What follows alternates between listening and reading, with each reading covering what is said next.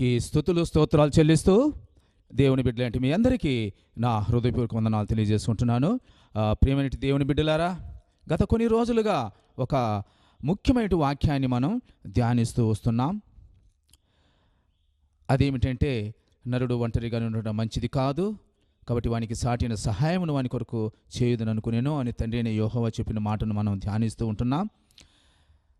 దేవుని మాట ప్రకారం చూస్తే నరుడు ఒంటరిగా ఉండటం మంచిది కాదు, కానీ వాడు జతపరచబడితే, వానికి భార్య ఉన్నట్లయితే కుటుంబ వ్యవస్థలో మంచిదవుతుంది, నెమ్మది శాంతి సమాధానం సంతోషాలతో జీవిస్తాడు అని దేవుడు ఆశించాడు. అదే రకంగా చేశాడు. మనిషికి భార్యను ఇచ్చాడు, ఆదాముకు హవ్వను ఇచ్చాడు. ఆ రకంగా ఈ లోకములో ప్రతి ఒక్క పురుషునికి కూడా భార్యలు ఉన్నారు. కానీ ఒక ఆశ్చర్యం ఏమిటంటే, దేవుని మాటకు విరోధంగా, దేవుని ఆశకు వ్యతిరేకంగా మనుషుల జీవితంలో అసలు నెమ్మది శాంతి సమాధానం లేదు. దానికి కారణాలు ఏమిటని కూడా మనం తెలుసుకుంటూ ఉన్నాం. భర్తలు దేవుని యొక్క ఆజ్ఞల ప్రకారం జీవించట్లేదు, అదే రకంగా భార్యలు కూడా దేవుని యొక్క ఆజ్ఞల ప్రకారం జీవించట్లేదు. ఇదే కారణమై ఉంటున్నది. భార్యలు ఏ విషయంలో తప్పిపోతూ ఉంటున్నారు అనేటువంటి అనేకమైన కారణాలు మనం ఇదివరకు చూస్తూ వస్తున్నాం. ఇదివరకు 33 కారణాలు మనం చూసి ఉంటున్నాం. ఇప్పుడు 34వ కారణాన్ని చూద్దాం. ఇది మరి ఒకసారి చాలా ముఖ్యమైన విషయం. ఆరోగ్యాన్ని గురించే ఇంతకుముందు నేను ఒక ఎపిసోడ్లో కవర్ చేసి ఉంటున్నాను, బట్ నాకు తృప్తిగా లేదు. కాబట్టి మరొకసారి కూడా ఒక కేస్ స్టడీ తీసుకొని ఆ విషయాన్ని వివరించాలని ఆశపడుతున్నాను. ఎందుకంటే ఎన్నో కుటుంబాలలో నెమ్మది శాంతి సమాధానం సంతోషాలు లేకుండా పోవడానికి కారణాలు ఏమిటంటే, ముఖ్యమైన కారణం ఏమిటంటే హెల్త్, అనారోగ్యం. కుటుంబంలో భర్త ఒకవేళ అనారోగ్యంతో క్షీణించిపోతున్నాను, ఆ కుటుంబం నాశనమైపోతుంది. ఒకవేళ భార్యకు అనారోగ్య సమస్య ఉంటే, ఆ భార్య అనారోగ్య సమస్యతో క్షీణించిపోతున్నా కానీ ఆ కుటుంబం నాశనమైపోతుంది. అదే రకంగా సామాన్యంగా బిడ్డలకు ఆరోగ్యం బాగానే ఉంటుంది. ఏదో కొన్ని కుటుంబాలలో మాత్రం బిడ్డలకు కూడా అనారోగ్యం వచ్చిందంటే ఆ కుటుంబాలు చెదిరిపోతాయి. ఎన్నో కుటుంబాలు నేను చూసి ఉంటున్నాను. కాబట్టి కేస్ స్టడీ చూడడం మంచిది. యేసు ప్రభు వారు కూడా వాక్యాలు బోధించేటప్పుడు ఉపమానాల ద్వారానే బోధించారు. ఆయన అందరికీ తెలుసు. 4 సువార్తలను చదవండి, యేసు ప్రభు ఏ రకంగా వాక్యాలు చెప్పారన్న సంగతి మనం తెలుసుకోగలం, అర్థం చేసుకోగలం. యేసు ప్రభు వారు ఉపమానాల ద్వారా ఎందుకు వాక్యం బోధించారంటే, అప్పుడే ఈ మనుషులకు వాక్యాలు సరిగ్గా అర్థమవుతాయి అన్న కారణాన్ని బట్టి. కాబట్టి మనం కూడా అదే పద్ధతినే ఫాలో చేయాలి. ఇష్టం వచ్చినట్టు ఏదో టైంపాస్ చేసామా, ఏదో ఒక కథ చెప్పామా అని ఆ రకంగా మనం దేవుడి పని చేయకూడదు. అది మంచిది కాదు. యేసు ప్రభు వారు పరలోక రాజ్యం సమీపించినది కనుక మారు మనసు పొందుడి అని చెప్పి దాదాపు దగ్గర 2000 సంవత్సరాలు అయినప్పుడు కూడా ఇంతవరకు కూడా పరలోక రాజ్యం సమీపించలేదు, రాలేదు పరలోక రాజ్యం. ఎందుకు కారణమని అనే విషయం కూడా బైబిల్లో చక్కగా పేతురు రాసిన పత్రికలో రాయబడి ఉంది. ఒక్క ఆత్మ కూడా నశించిపోవుట దేవునికి ఇష్టం లేదు. అంటే దేవుడు యొక్క ఆశయమి ప్రతి ఒక్క మనిషి కూడా మారి ఆయన దగ్గరకు రావాలి, పరలోక రాజ్యంలో వారసత్వం పొందుకొని దేవునితో కలిసి యుగయుగములు జీవించాలనేది దేవుని యొక్క ఆశయం ఉంటున్నది. అందుకే దేవుడు ఇంకనూ మనకు కాలావకాశాన్ని ఇస్తున్నాడు, మనుషులు మారని అనేటువంటి ఉద్దేశంతో. కానీ మనుషులు ఇంత సమయం ఇచ్చినప్పుడు కూడా ఇంకనూ కూడా మారలేదు. దానికి కారణం ఏమిటంటే, సరి అయిన రీతిగా వాక్యాలు మందిరాలలో బోధించబడుట లేదు. కాబట్టి ఎప్పటికీ ఏదో ఒక స్టోరీ తీసుకొని స్టోరీ చెప్పి వదిలిపెడితే ఏ ప్రయోజనం లేదు. స్టోరీలో ఉండేటువంటి సారాంశాన్ని, మర్మాలను బోధించాలి. ఆ సారాంశమే మనకు కావాల్సినటువంటి బుద్ధి జ్ఞానం. పౌలు గారు కూడా ఏమన్నాడు, నేను 3 సంవత్సరములు రెయ్యింబగులు కన్నీరు విడుచు ప్రతి మనిషికి మానక బుద్ధి చెప్పి తిని అని అన్నారు ఆయన. కాబట్టి బుద్ధి చెప్పుటయే వాక్యము చెప్పుట. కొంతమంది ఏమంటారంటే, కుటుంబానికి సంబంధించిన విషయాలు మాట్లాడుతూ ఉంటే ఈయన వాక్యమే చెప్పడే, ఎప్పుడు కుటుంబానికి సంబంధించిన విషయాలే మాట్లాడుతుంటారే అని పిచ్చి పిచ్చిగా మాట్లాడతారు. జ్ఞానము అజ్ఞానులు వాళ్ళు. ఈ లోక సంబంధం విషయాలు చెబుతూ ఉంటాడే అంటారు. అసలు మనం ఎక్కడున్నాం? మనం ఉండేది ఈ లోకంలోనే, మనం పరలోకంలో లేం కదా. దేవుని యొక్క ఆశ ఏంటి? ఈ లోకములో మనం ఉన్నంత వరకు నీతిగా జీవించాలనేది ఆయన ఆశ. ప్రతి ఒక్కడు కూడా నీతిమంతుడిగా మారినట్లయితే అప్పుడు దేవుడు పరలోక రాజ్యాన్ని స్థాపిస్తాడు. పరలోకంలోకి మనల్ని చేర్చుకోడు దేవుడు. కొంతమంది తెలియక మనం అందరం పరలోకానికి వెళ్ళిపోతాము అంటుంటారు. దేవుడి మందిరానికి వచ్చే వాళ్ళందరూ కూడా పరలోకానికి వెళ్ళిపోతారు అని తప్పుడు బోధన. ఇది మంచిది కాదు. ఇది మనుషులను, అమాయకులను మిస్గైడ్ చేయడం అసలు ఏమాత్రం మంచిది కాదు. దేవుడు మనల్ని పరలోకములోనికి తీసుకెళ్తానని చెప్పలేదు. యేసు ప్రభువు కూడా పరలోకములోనికి మనల్ని తీసుకెళ్తానని చెప్పలేదు. మీరు మారు మనసు పొంది నీతిమంతులుగా మీరు జీవించినట్లయితే దేవుడు మిమ్మల్ని పరలోక రాజ్యములోనికి చేర్చుకుంటాడు. అక్కడ యుగయుగములు మీరు సంతోషంగా జీవిస్తారు అని చెప్పినాడే కానీ యేసు ప్రభువు పరలోకానికి మిమ్మల్ని తీసుకెళ్తానని చెప్పలేదు. కాబట్టి అంతా తప్పుడు బోధనలు, తప్పు బోధిస్తూ ఉంటారు. కాబట్టి దేవుని యొక్క కోరిక ఏంటి? మనం ఈ భూమి మీద ఉన్నంత వరకు నెమ్మది, శాంతి, సమాధానాలతో సంతోషంగా మనం జీవించాలన్నది ఒకటి. ఆ నెమ్మది కొరకు, శాంతి సమాధానం కొరకు, సంతోషం కొరకు నువ్వు ఇతరులను బాధ పెట్టకూడదు, ఇతరులను ఇబ్బంది పెట్టకూడదు, ఇతరులకు మోసం చేయకూడదు, అన్యాయం చేయకూడదు.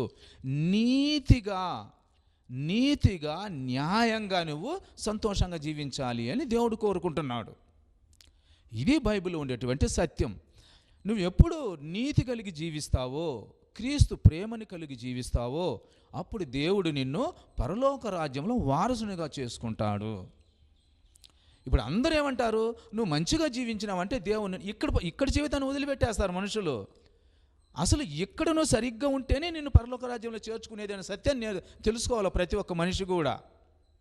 ఎందుకు ఇంత కన్ఫ్యూజ్ చేసుకుంటారు? అనవసరంగా ఇతరులని కన్ఫ్యూజ్ చేస్తూ ఉంటారు.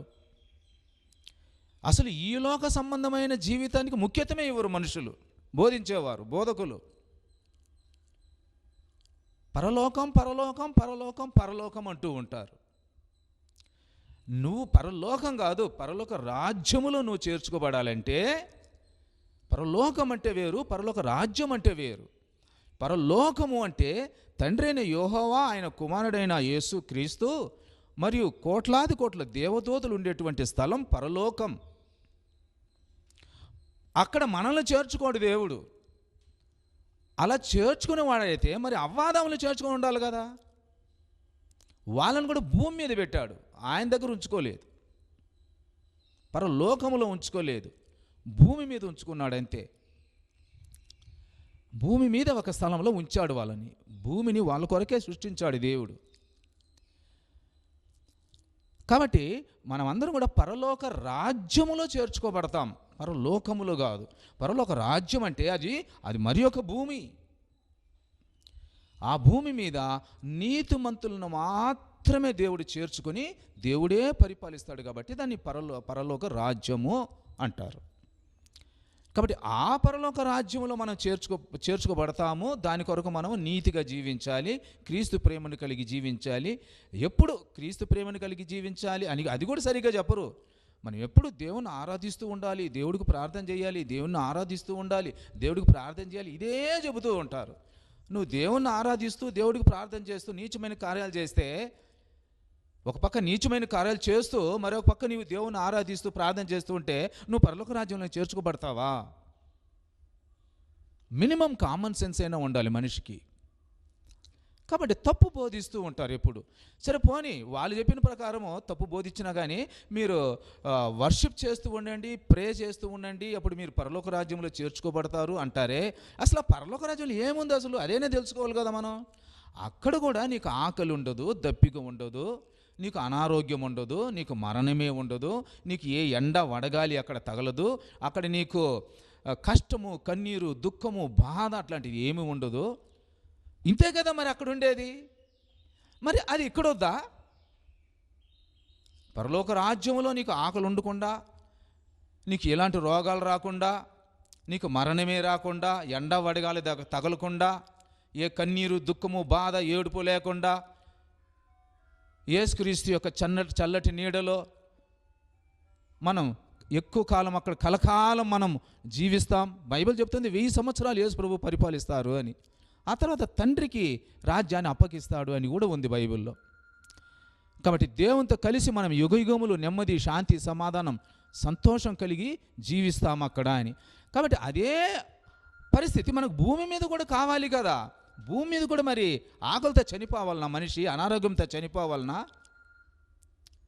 కష్టాలు, కన్నీరు, దుఃఖము, బాధలు, ఇబ్బందులు, ఇరుకులు అనుభవించాలనా? లేదు ప్రియులారా. ఇక్కడ కూడా సంతోషంగా జీవించమనే దేవుడు కోరుకుంటున్నాడు. కాకపోతే ఇతరులకు మోసాలు, అన్యాయాలు చెయ్యొద్దు అంటున్నాడు, అంతే. కాబట్టి ప్రేమటి దేవుని బిడ్డలారా, మనమైన సత్యమైన వాక్యాలను తెలుసుకొని దాని ప్రకారం మనం జీవిద్దాం. ఎవరు ఏమైనా బోధించుకొని దాంతో మనకు పని లేదు. ప్రపంచంలో ఎన్నో తప్పుడు బోధలు ఉన్నాయి, అబద్ధపు బోధలు ఉన్నాయి.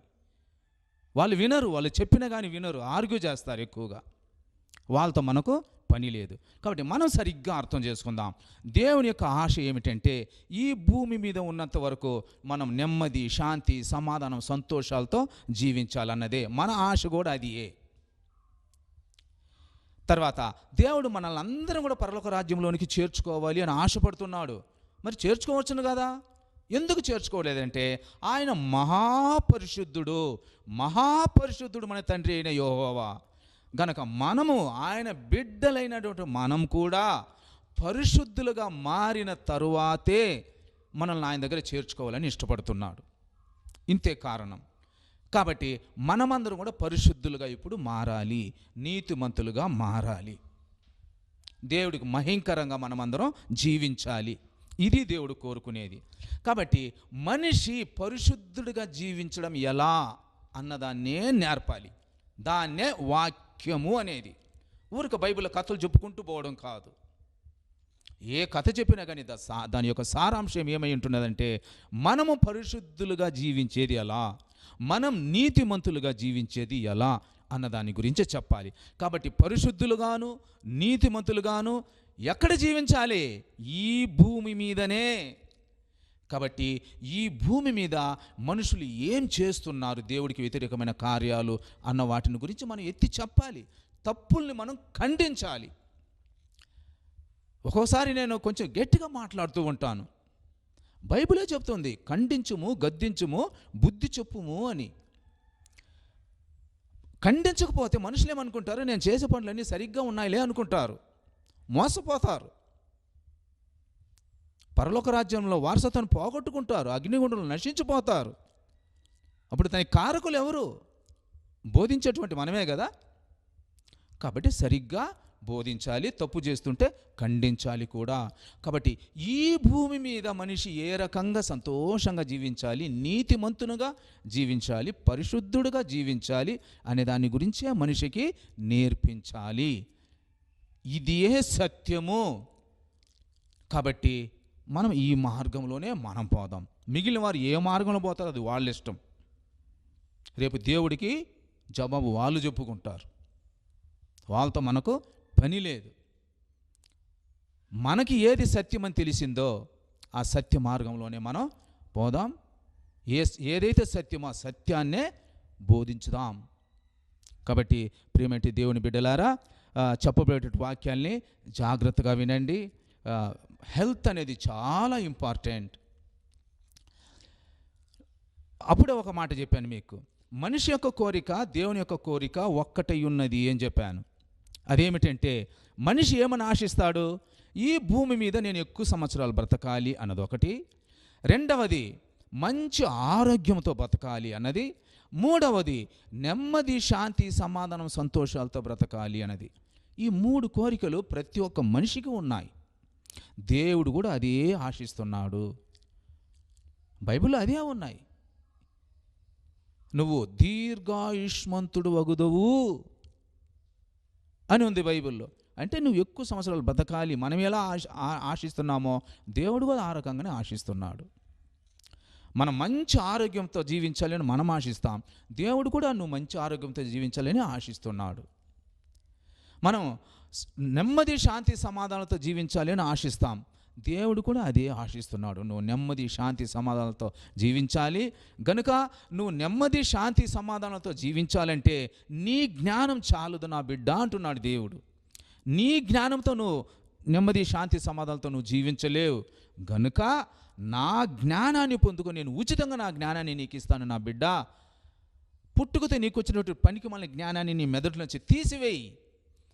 నేను ఉచితంగా నీకు ఇచ్చేటువంటి నా జ్ఞానాన్ని నువ్వు నీ మెదడులో నింపుకో, నా మాటలు నీ హృదయంలో నింపుకో, దాని ప్రకారం నువ్వు జీవించు.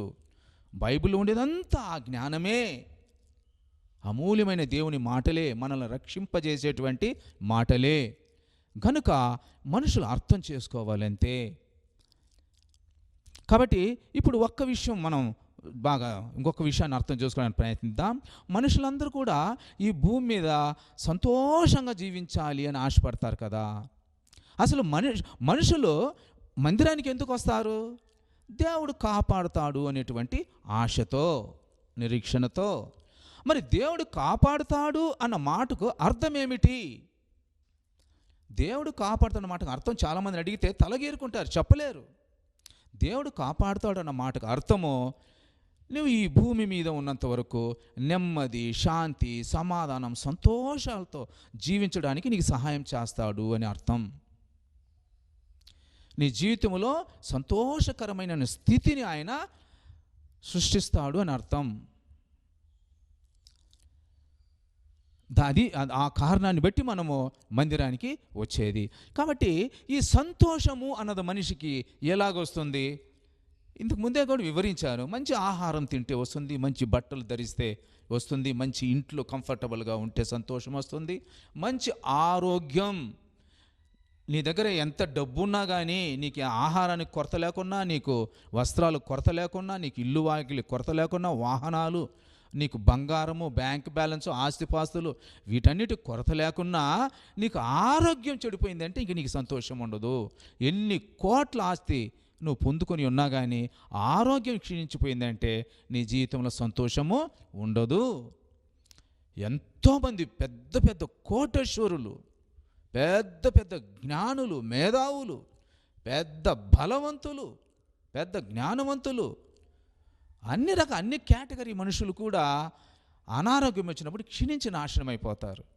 కాబట్టి ఆరోగ్యం మహాభాగ్యం అంటారు పెద్దలు. ఆరోగ్యమే మహాభాగ్యము. కాబట్టి ఆరోగ్యం అన్నది కూడా చాలా ఇంపార్టెంట్. కాబట్టి మనందరం కూడా ఆరోగ్యాన్ని కాపాడుకోవడం చాలా ముఖ్యం.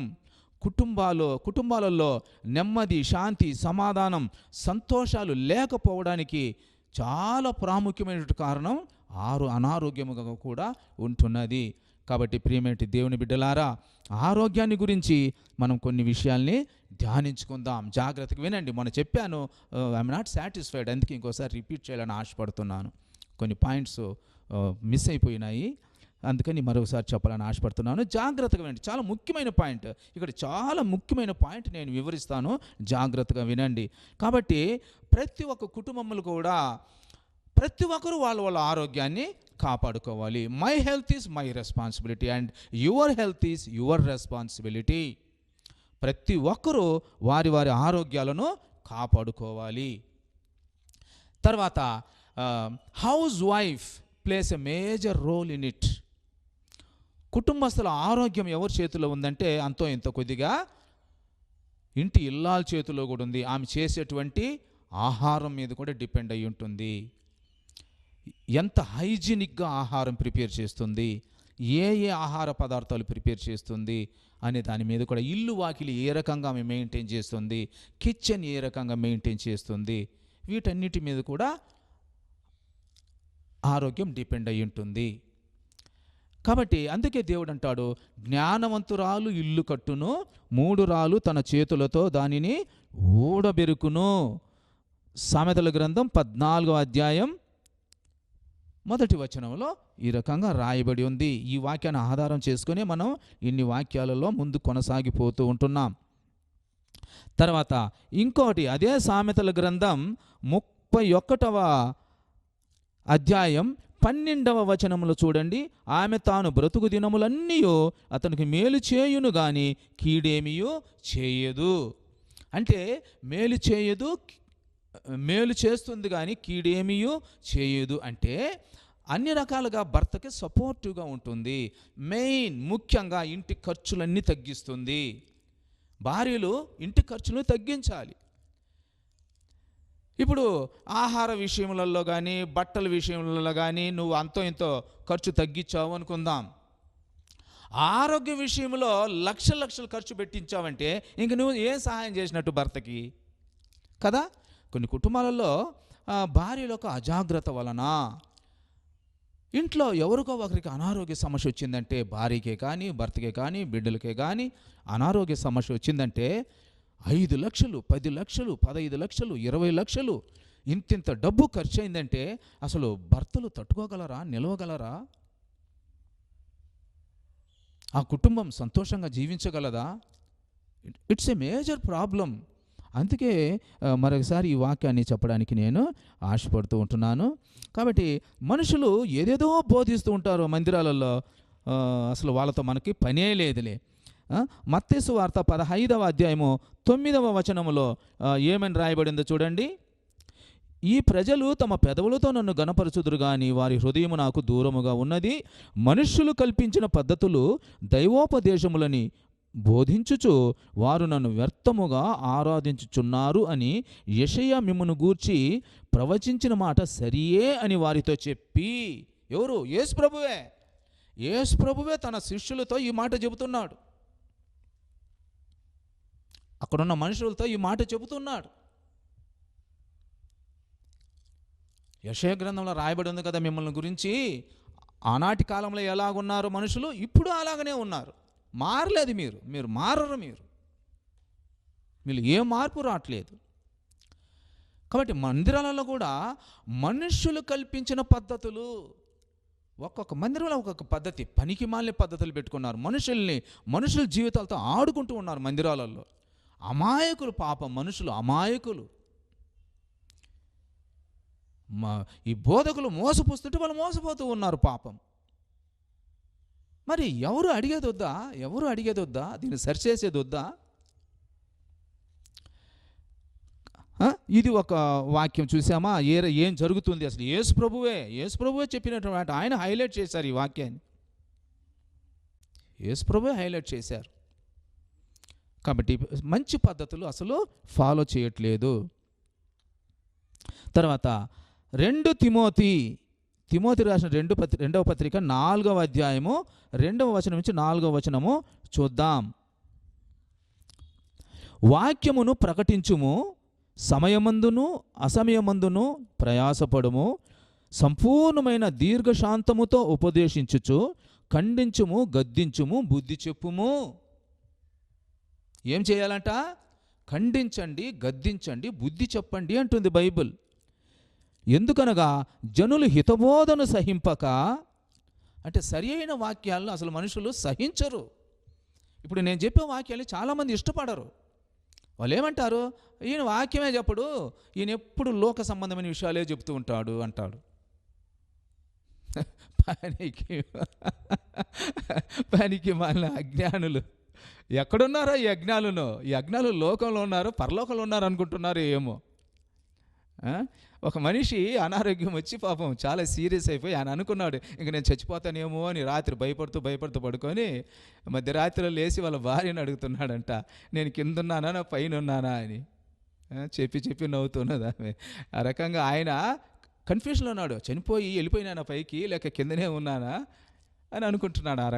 ఆ రకంగా మనుషులు మనం ఎక్కడో పైన ఎక్కడో ఉన్నాం అనుకుంటున్నారు మనుషులు. ఎందుకనగా జనులు హితబోధన సహింపక దురద చెవులు గలవారై తమ స్వకీయ దురాశలకు అనుకూలమైన బోధకులను తమ కొరకు పోగు చేసుకొని. ఎటువంటి వాళ్ళని ఇష్టపడతారంట వాళ్ళు? ఎటువంటి బోధకుల్ని పోగు చేసుకుంటారంట? వాళ్ళకు అనుకూలమైన వాళ్ళని. వాళ్ళు ఎన్ని తప్పులు చేసినా కానీ వాళ్ళని అడగకూడదు. అసలు దాని గురించి మాట్లాడకూడదు. వాళ్ళ కోసం బాగా ప్రేయర్ చేయాలి. అంటే ఈ మనుషులు ఎంత అమాయకులంటే ఒక సేవకుడు ప్రే చేస్తే చాలు, వాళ్ళ కొరకు ప్రార్థన చేస్తే చాలు, వాళ్ళకి అన్ని మేలులు జరుగుతాయి అని అనుకుంటారు. ఎంత మూర్ఖత్వంలో మునిగిపోయి ఉన్నారండి మనుషులు. యేసు ప్రభువే ఒక మాట అన్నాడు, ప్రభువా ప్రభువా అని నన్ను పిలుచు ప్రతివాడు పరలోక రాజ్యంలోనికి చేర్చుకోబడడు కానీ పరలోకమందున్న నా తండ్రి చిత్త ప్రకారము చేయువాడే చేర్చుకోబడును. యేసు ప్రభు అంటున్నాడు, ఎందుకు నా వెంబడిపడి ప్రభువా ప్రభువా ప్రభువా అని నన్ను అడుగుతారు, మీరు నాకు ప్రార్థన చేస్తారు అంటే మీరు దాని అర్థమేమి? ఊరికి ప్రార్థన చేస్తే చాలదు, మీరు ఊరికే ప్రార్థన చేస్తే చాలదు. పరలోకమందున్న తండ్రి అంటే తండ్రి అయిన యెహోవా చిత్త ప్రకారం చేయాలి, అంటే ఆయన యొక్క ఆజ్ఞల ప్రకారము జీవించాలి. అప్పుడు మాత్రమే నువ్వు పరలోక రాజ్యములోనికి చేర్చుకోబడతావు. కాబట్టి ఇన్ని స్పష్టంగా ఇన్ని మాటలు బైబిల్లో ఉన్నప్పటికీ కూడా మనుషులకు అసలు ఎందుకు అర్థం కాదు, అది తెలియదు. స్పష్టంగా ఉన్నాయి, అయినా కానీ మారరు. మోసపుచ్చే వాళ్ళనే నమ్ముతున్నారు మనుషులు, మాయ మాటలు చెప్పేవారినే నమ్ముతున్నారు, ఉన్న సత్యాన్ని బోధించే వాళ్ళని అసలు నమ్మట్లేదు. వాళ్ళనే హత్తుకుంటున్నారు, మోసం చేసే వాళ్ళని హత్తుకుంటున్నారు. గొర్రెలు కూడా ఎవరిని నమ్ముతాయంటే గొంతు కోసేవాళ్ళని నమ్ముతాయంటారే పెద్దలు, ఏదో సాటవా? ఆ రకంగా మోసపుచ్చే వాళ్ళనే నమ్ముతున్నారు మనుషులు. క్షేమం కాదు, నశించి నాశనం అయిపోతారు మనుషులు. కాబట్టి ప్రియమేంటి దేవుని బిడ్డలారా, చూడండి ఎంత సత్యమైన మాటలు రాయబడి.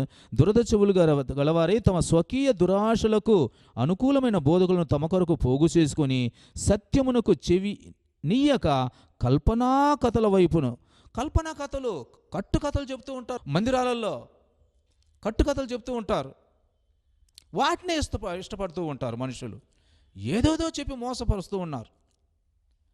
మీరు దేవుని బాగా ఆరాధించండి, దేవుడికి బాగా ప్రార్థన చేసుకోండి, దేవుడు మిమ్మల్ని కాపాడుతాడు, పరలోకములోనికి చేర్చుకుంటాడు, ఇట్లా బోధించేది. మీరు ఆయన మార్గంలో నడవండి, ఆ మాటే చెప్పరు అసలు.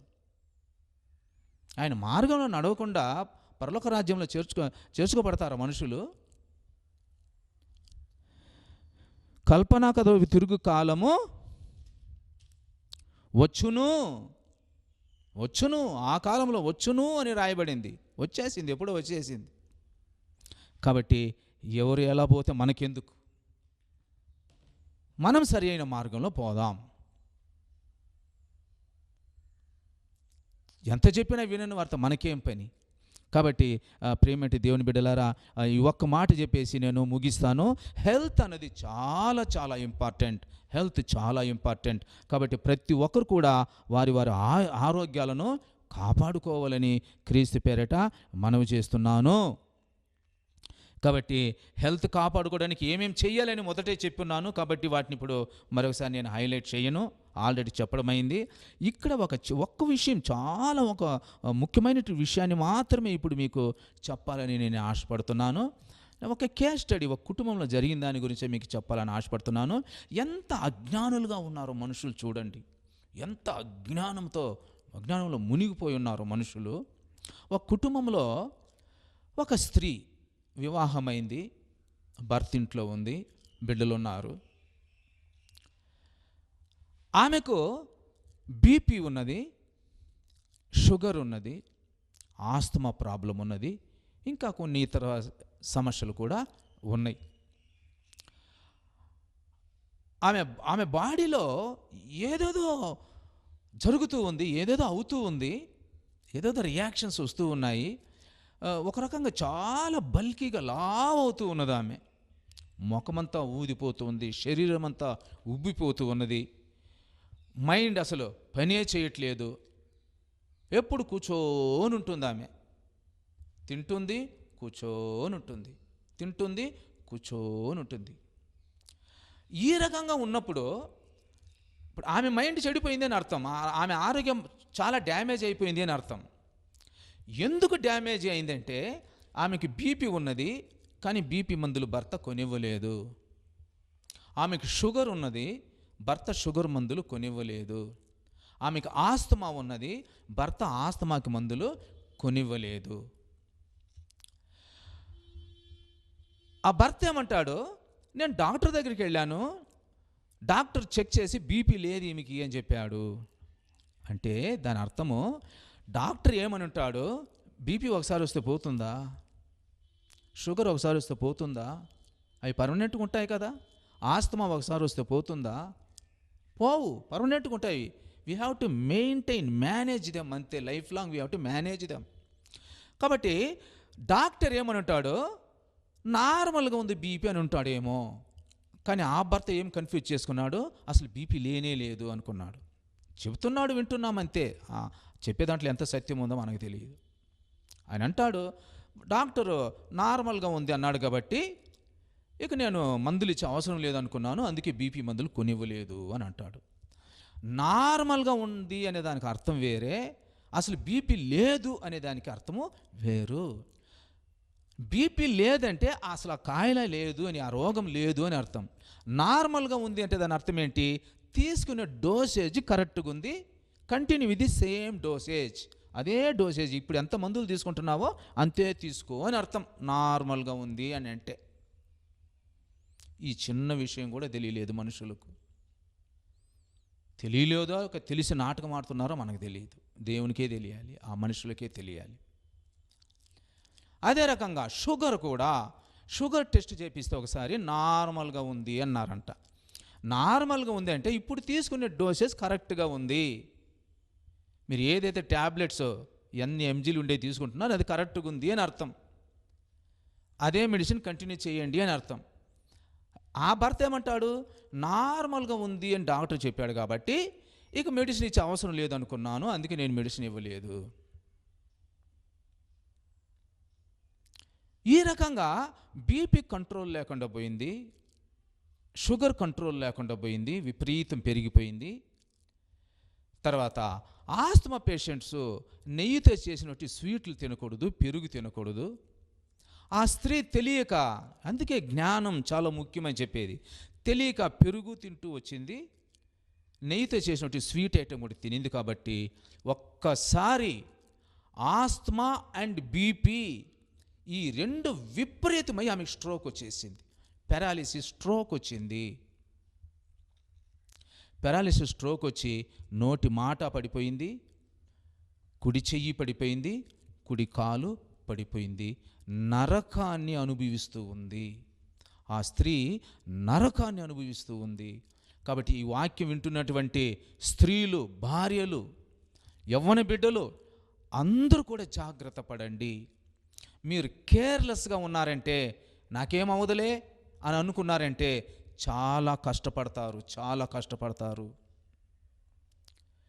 నీకు స్ట్రోక్ వచ్చిన తర్వాత, పారాలిసిస్ అటాక్ నీకు అయిన తర్వాత, అయ్యో పలాని రోజు పలాని సేవకుడు చెప్పాడే, అడ్వైజ్ ఇచ్చాడే, కానీ నేను తాస్కారంగా ఉండిపోతేనే ఇప్పుడు నాకు ఈ పరిస్థితి వచ్చిందే అని నువ్వెంత కుమిలిపోయినా కానీ ఏ ప్రయోజనం కూడా ఉండదు.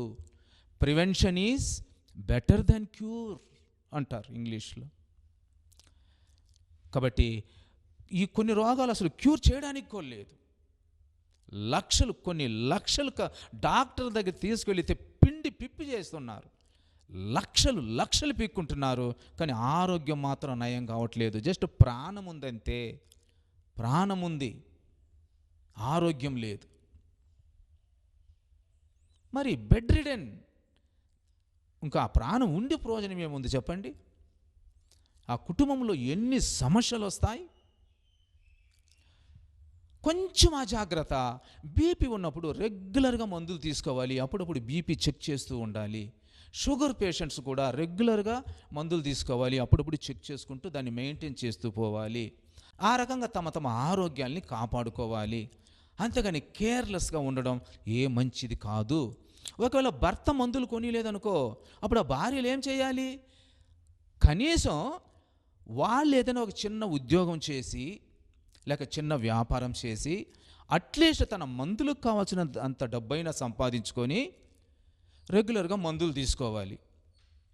జ్ఞానవంతులు ఇంత పనైనా చేయాలి. లేదా ఓపిక లేదు, చాలా అనారోగ్య పరిస్థితి, కష్టంగా ఉంది, వ్యాపారము చేయలేను, ఉద్యోగం చేయలేను అంటావా? టైం బీయింగ్ అన్నదమ్ముళ్ళు ఉంటారు కదా, అక్క చెల్లెళ్ళు ఉంటారు కదా, ఇతర కుటుంబ సభ్యులు ఎవరైనా నిన్ను ప్రేమించే వాళ్ళు తప్పకుండా ఉండే ఉంటారు కదా. ఎవరో ఒకరు సహాయం తీసుకొని మందులు తిని ఫస్ట్ నువ్వు రికవర్ అయిన తర్వాత ఆ తర్వాత నువ్వు ఫర్దర్ మెడిసిన్ కోసం నువ్వు చిన్న వ్యాపారమో ఉద్యోగం చేసుకోవాలి. నీ భర్త మంచోడు కానప్పుడు చెప్తున్నాను, నీ భర్త మంచోడు కాదు, నువ్వు చచ్చినా పర్వాలేదు అనుకుంటున్నాడు. నేనెందుకు ఈమె కోసం కష్టపడాలి, ఈమెకెందుకు నేను వేలు ఖర్చు పెట్టాలి ఆరోగ్యం కోసము మందుల కోసము అనేటువంటి మనస్తత్వం కలిగినాడు అనుకో, అప్పుడు నిన్ను నువ్వైనా కాపాడుకో. నీ ప్రాణం, యు ఆర్ ఎంటైర్లీ డిఫరెంట్. నువ్వే వేరు, అతనే వేరు. కాబట్టి నీ ఆరోగ్యాన్ని బట్టి నువ్వు తాస్కరంగా ఉంటే నీకు సమస్యలు వస్తాయి, నీ ప్రాణం పోతుంది. నీ ప్రాణం కాపాడుకునేటువంటి బాధ్యత నీది. కాబట్టి భర్త మంచోడు కాదు, నిన్ను ప్రేమించట్లేదు అనే విషయం నీకు తెలిసినప్పుడు నువ్వేం చేయాలంటే నువ్వే డబ్బు సంపాదించుకో, మందులు కొనుక్కో, తిను, బాగా ఆరోగ్యకరంగా ఉండు. కొద్ది కాలానికి నీ అన్నదమ్ముల దగ్గరో అక్క చెల్లెల దగ్గరనో ఇతర కుటుంబ సభ్యుల దగ్గరనో సమయానికి డబ్బు సహాయం తీసుకో. First you recover. కానీ ఆ స్త్రీ ఏం చేసింది? భర్త కొనివ్వలేదు, నేను ఎవరి దగ్గర అడగను, నాకేం కాదులే అనుకున్నట్టుగా సైలెంట్గా ఉండిపోయింది. లోపలే అనారోగ్య సమస్య ఎక్కువైపోయింది, అవుట్ ఆఫ్ కంట్రోల్ అయిపోయింది, స్ట్రోక్ అయిపోయింది, చాలా క్రిటికల్ సీరియస్ చనిపోయేటువంటి పరిస్థితి వచ్చింది. దగ్గర 5 లక్షల రూపాయలు ఖర్చు పెడితే ప్రాణం మాత్రం దక్కింది. ప్రాణం దక్కిందంటే ఆల్మోస్ట్ బెడ్ రిడెన్. అప్పుడు ఆ నొప్పిని ఎవరు అనిపించాలి? ఇప్పుడు మీరే కదా అనుభవించేది. మీ అజాగ్రత్త వలన మీకు అనారోగ్యం వచ్చింది, చావు బతుకుల మధ్యన పోరాడుతున్నారు. ఇప్పుడు ఈ బాధ, ఈ నొప్పి ఎవరు అనిపిస్తారు? మీరే అనుభవించేది. ఫిజికలీ మెంటలీ మీరే అనుభవించేది. మానసికంగా ఎంతో దెబ్బతింటారు మీరు. అయ్యో నా పరిస్థితి ఇలాగైపోయిందే, నేను అందరిలాగా ఉండలేకపోతున్నానే, మంచం నుంచి పైకి లేవలేకపోతున్నానే, నా పనులు చేసుకోలేకపోతున్నానే, దేవుడా నాకెందుకు ఈ పరిస్థితి వచ్చింది అని నువ్వే బాధపడేది. ఫిజికల్గా నువ్వే కష్టపడతావు, మానసికంగా నువ్వే కష్టపడతావు. ఇది ఏమైనా బాగుందా చెప్పండి? ఇట్లైనా మన జీవితాలను మనం కాపాడుకునేది? ఇంత అజాగ్రత్త, ఇంత నిర్లక్ష్యం ఎందుకో చెప్పండి. ఇది ఏమాత్రం మంచిది కాదు. దయచేసి మీకు చేతులెత్తి నమస్కరించి అడుక్కుంటున్నాను, మీ ఆరోగ్యాలు మీరు కాపాడుకోండి ప్లీజ్. కేర్లెస్నెస్ వద్దు, అది మంచిది కాదు. అట్లీస్ట్ ఎవరైనా పడిపోయిన వాళ్ళు చూసినప్పుడైనా జాగ్రత్త పడవచ్చును కదా. ఎవరైనా పారాలిసిస్ అటాక్ వచ్చి కష్టపడుతూ ఉంటారే, అటువంటి వాళ్ళు చూసైనా జాగ్రత్త పడవచ్చు కదా. అమ్మో ఇది చాలా డేంజర్ ఇది అని. కాబట్టి బీపీని కంట్రోల్లో ఉంచుకోవాలి. ఎప్పుడు మెడిసిన్స్ తీసుకుంటూ ఉండాలి. లైఫ్లో పీస్ ఉండాలి, నెమ్మది ఉండాలి. ఎప్పుడు అరుపులు, కేకలు, టెన్షన్లు ఇవన్నీ ఉండకూడదు. ప్రశాంతంగా ఉండాలి జీవితం. అప్పుడు బీపీ కంట్రోల్లో ఉంటుంది. నువ్వు ఎంత మందులు తీసుకున్నా కానీ నీ జీవితంలో ప్రశాంతత లేదు, ఎప్పుడు టెన్షన్ అంటే బీపీ పెరిగిపోతుంది. కాబట్టి ప్రియమైన బిడ్డలారా జాగ్రత్తగా ఉండండి. మీకు అనేక విపరీతం మెడికల్ ఎక్స్పెన్సెస్ వచ్చిందంటే కుటుంబంలో చాలా సమస్యలు వస్తాయి. కోలుకోలేరు. పేదోళ్ళు అయితే అసలు కోలుకోలేరు. లైఫ్ లాంగ్ ఇంకా సఫరింగ్ వాళ్ళది. కాబట్టి జాగ్రత్త. ఫ్యామిలీ చాలా డిస్టర్బ్ అయిపోతుంది. తర్వాత ఇప్పుడు బిడ్డలు ఉన్నారు అనుకుందాం. ఇప్పుడు ఆ బిడ్డలు ఎడ్యుకేషన్ స్పాయిల్ అయిపోతుంది. ఇప్పుడు నిన్ను చూసుకుంటూ ఉండాలి 24 అవర్స్ నిన్ను చూస్తూ ఉండాలి. టాయిలెట్కి పోయే పరిస్థితే లేదు, పడకలోనే అంతా. మరి ప్రేమ కలిగిన బిడ్డలు తల్లి కోసం తన ఎడ్యుకేషన్ కూడా సాక్రిఫైస్ చేస్తారు పాపం. మరి ఆ బిడ్డల జీవితం పాడైపోదా? ఎన్నో కుటుంబాలలో బిడ్డల కోసం, తల్లుల కోసము బిడ్డలు అసలు వివాహమే చేసుకోరు. అయ్యో నా తల్లి బెడ్ రిడెన్ అయిపోయిందే, నేను వివాహం చేసుకొని భర్త ఇంటికి వెళ్ళిపోతే నా తల్లిని ఎవరు చేస్తారని ఆడబిడ్డలు, ముఖ్యంగా ఆడబిడ్డలు ఎన్నో కుటుంబాలు నేను చూస్తూ ఉన్నాను. వాళ్ళ జీవితాన్ని సాక్రిఫైస్ చేస్తున్నారు వాళ్ళు పాపం. చూడు, తల్లి ఒక అజాగ్రత్త మూలంగా బిడ్డ లైఫ్ ఏ రకంగా, బిడ్డ చదువు పోతుందా, దాంపత్య జీవితం లేకుండా పోతుందా. నీకోసం అసలు పెళ్ళే చేసుకోదు బిడ్డ. నువ్వు చేసే తప్పు మూలంగా ఎంతమంది మనుషులు నాశనం అయిపోతున్నారు చూడండి. కాబట్టి ఆ కుటుంబంలో ఎప్పుడు సమస్యలే ఉంటాయి, అందరికీ సమస్యలే ఉంటాయి. కాబట్టి ప్రియమైన దేవుని బిడ్డలారా, ఇప్పటికైనా అర్థం చేసుకోండి. చెప్పిన మాటల్ని మళ్ళీ కూడా చూడండి. మీరు ఈ వాక్యాన్ని మళ్ళీ కూడా చూడండి, అర్థం చేసుకోండి. మీ ఆరోగ్యాన్ని మీరు కాపాడుకోండి. తాస్కారం అసలు మంచిది కానే కాదు. కాబట్టి నాలెడ్జ్ వెరీ వెరీ ఇంపార్టెంట్. హెల్త్కి సంబంధించిన జ్ఞానం చాలా ముఖ్యం. కాబట్టి ప్రతి ఒక్క స్త్రీ కూడా హెల్త్ని గురించి బాగా తెలుసుకోవాలి.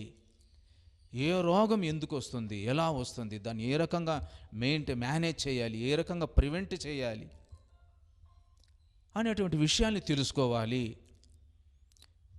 ఏ రోగాలు ఉంటే ఏ ఆహారం తినొచ్చు, ఏ ఆహారం తినకూడదు అనే విషయాన్ని తెలుసుకోవాలి. కుటుంబంలో ఎవరెవరికి ఏ అనారోగ్య సమస్య ఉంది అని తెలుసుకోవాలి. దానికి తగినట్టుగా ఆహారం ప్రిపేర్ చేయాలి. ఈ రకంగా జ్ఞానవంతులై కుటుంబాలను కట్టుకోవాలి. అదే బైబిల్ కూడా మనకు సెలవించేది. జ్ఞానవంతురాలు తన ఇల్లు కట్టును, 3 రాళ్ళు తన చేతులతో తన ఇల్లు ఊడబెరుకును. 3 రాళ్ళ లాగున కుటుంబాలను నాశనం చేసుకోవద్దండి. జ్ఞానవంతులై మీ కుటుంబాల్ని కట్టుకోండి. దేవుడికి మహిమకరంగా జీవించండి, ఇతరులకు మాదిరికరంగా జీవించండి. క్రైస్తవులు అంటే ఇతరులకు మాదిరికరంగా జీవించి చూపించాలి. ఒక క్రైస్తవుని ఇతరులు చూసిన వెంటనే ఆ కుటుంబంలో వాళ్ళందరూ ఆశపడాలి. ఒక క్రైస్తవ కుటుంబాన్ని చూసినటువంటి అన్యుల కుటుంబస్తులు వాళ్ళ మనసులో ఆశ కలగాలి. అరే, ఈ క్రైస్తవులు ఎంత బాగా జీవిస్తున్నారో చూడు, వాళ్ళ ఎంత నీతితో జీవిస్తున్నారు, ఎంత న్యాయంగా జీవిస్తున్నారు, ఎంత ప్రేమ కలిగి జీవిస్తున్నారు, ఎంత అన్యోన్యంగా జీవిస్తున్నారు, ఎంత జ్ఞానం కలిగి జీవిస్తున్నారు, ఎంత శ్రేష్టమైన రీతిగా జీవిస్తున్నారు. అరే, మనం కూడా వాళ్ళలాగుంటే బాగుండే. వాళ్ళు ఏ దేవుణ్ణి అయితే ఫాలో చేస్తున్నారో మనం కూడా ఆ దేవుణ్ణి అనుసరిస్తే బాగుండే అని వాళ్ళ మనసులో కోరిక రావాలి. ఆ రకంగా మాదిరికరంగా జీవించాలి క్రైస్తవులంటే. కానీ ఏది, పేరుకు మాత్రమే క్రైస్తవులు, ఊరికి రిలీజియన్ చేంజ్ అయిందంతే. క్రైస్తవులు అనిపించుకుంటున్నారు. ఊరికి క్రైస్తవులు పేర్లు పెట్టుకోవడము, సిలువ వేసుకోవడము, మందిరానికి వారానికి ఒకసారి వచ్చి వెళ్ళడము, క్రిస్మస్ పండుగ చేయడము, ఈ రకంగా క్రైస్తవులు అనిపించుకుంటున్నారే కానీ జీవితంలో మాత్రం ఎలాంటి మార్పు లేదు. కాబట్టి జీవితం అందరిది ఒకేలాగుంది, at par with any other people. క్రైస్తవుడు కానీ అన్యుడు కానీ అందరూ ఒకేలాగా జీవిస్తున్నారు, తేడానే లేదు అక్కడ. ఇది మంచిది కాదు, ఇది సరికాదు ఇది. కాబట్టి ఇప్పటికైనా తెలుసుకోండి. స్త్రీలు ముఖ్యంగా మీ ఆరోగ్యాల్ని కాపాడుకోండి. మీ ఇంట్లో అందరికీ నేర్పించుకోండి ఏ రకంగా ప్రతి ఒక్కరు తమ ఆరోగ్యాల్ని కాపాడుకోవాలని. అనారోగ్యం మూలంగా ఎన్ని సమస్యలు వస్తాయో మనం తెలుసుకున్నాం. Life long sufferings. ఇంకా అటువంటి మనుషులు బ్రతికున్న వ్యర్థమే. ప్రతిరోజు చనిపోతూ ఉంటారు వాళ్ళు. అటువంటి భయంకరమైన జీవితం వాళ్ళకి వస్తుంది. కాబట్టి జాగ్రత్తగా ఉండాలని మనవి చేసుకుంటున్నాను. ప్రియమైన దేవుని బిడ్డలారా, ఆరోగ్య విషయంలో చాలా జాగ్రత్తగా ఉండండి. కేర్లెస్నెస్ అన్నది వద్దు. కాబట్టి ఇప్పుడు చెప్పిన మాట జ్ఞాపకం ఉందా? ఈ ఒక్క మాటను రిపీట్ చేసి నేను ముగిస్తాను. ఫస్ట్ ఒక స్త్రీకి అనారోగ్యం వచ్చిందంటే అది ఏమి అనారోగ్యం, ఫస్ట్ ఆ అనారోగ్యాన్ని గురించి బాగా తెలుసుకోవాలి. మీరు కేర్లెస్గా ఉండకూడదు. ఏం కాదులే అనుకోవద్దు. అది ఏమి అనారోగ్యం, ఎందుకు ఎప్పుడు డల్గా ఉంటున్నావు, ఎందుకు నీరసంగా ఉంటున్నావు, చెకప్ చేసుకోవాలి. చెకప్ చేసుకోవడానికి నీ భర్త సహాయపడట్లేదా, నువ్వే డబ్బు సంపాదించుకో, నీ ఆరోగ్యాన్ని నువ్వు కాపాడుకో. ఈ పాయింట్ చాలా ఇంపార్టెంట్. నా భర్త కొనిలేదు, నేను తినలేదు అంటే రేపు చచ్చేది నువ్వే. టక్కుని ప్రాణం పోయినా పర్వాలేదు, నువ్వు పడకబడి నశించిపోవడం చాలా నరకాన్ని అనిపిస్తావు ఈ భూమి మీద. కాబట్టి నీ భర్త మంచోడు కాదంటే నువ్వే సంపాదించుకో, వ్యాపారమైనా చెయ్యి, చిన్న ఉద్యోగమైనా చెయ్యి, నీకు మందులకు కావాల్సిన డబ్బైనా నువ్వు సంపాదించుకో, నీ ఆరోగ్యాన్ని నువ్వు కాపాడుకో. లేక టైం బీయింగ్ నీ అన్నదమ్ముల దగ్గర, చెల్లెల దగ్గర, ఇతర కుటుంబ సభ్యుల సహాయం తీసుకో. నిన్ను నువ్వు కాపాడుకో అంటున్నాను నేను, నిన్ను నువ్వు కాపాడుకో. నేను ఎవరిని అడగను, నా భర్త కూడా తీసుకుపోయినాడులే అని నువ్వు ఊరికే ఉన్నావంటే నువ్వు నశించిపోతావు, నరకాన్ని అనిపిస్తావు ఈ భూమి మీద. అందుకే జాగ్రత్తగా ఉండండి. ఈ కొన్ని మాటలను దేవుడు ఆశీర్వదించి దీవించి కాపాడి రక్షించను కాక ఒక చిన్న ప్రార్థనతో నేను ముగిస్తాను. మహాపరిశుద్ధుడుగా మా పరలోకపు తండ్రి యెహోవా, మీకు స్తుతులు స్తోత్రాలు వందనాలు చెల్లిస్తున్నాం నాయన.